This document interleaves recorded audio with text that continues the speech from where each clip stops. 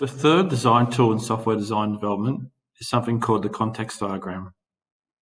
The context diagram is a visual representation of the relationship between the data that has been received, the inputs, and the outputs in the system.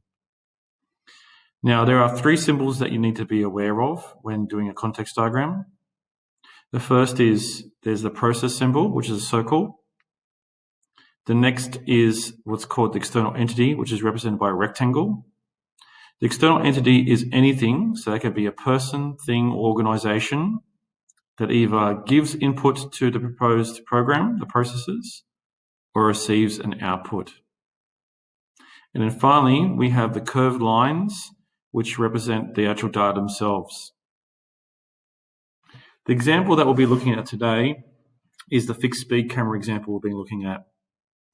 As you can see in the context diagram below, the first thing that you may notice is that at the very center is the proposed program, and that's represented by a circle.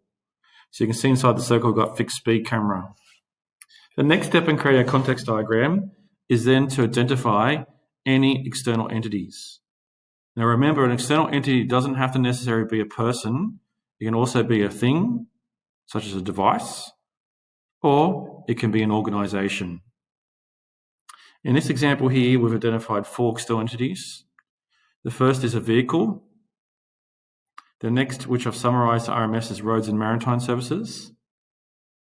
Then we have a camera, and then we have a clock.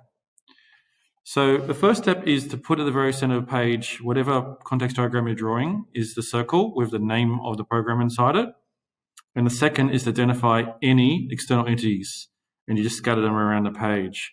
I do suggest that you use pencils if you're going to hand draw. It means that if you make a mistake, that's easy to fix. The next step is then you have to get your Ipo diagram.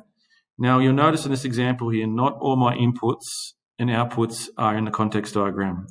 The reason for this is many of those inputs and outputs will be inside that fixed speed camera system, which we'll explore in the next video, which is data flow diagrams. So what you need to do is go through your input table and work out what inputs does each of the external entities, or what outputs do they receive. So if we look for our IPO table, we can see here that the vehicle provides speed for the fixed speed camera system, whereas RMS only receives the vehicle details. So it doesn't necessarily have to be a two-way relationship in terms of inputs and outputs. Some external entities will only give inputs, some will receive outputs only, some may get both. The next example is the clock, which will give the time of day.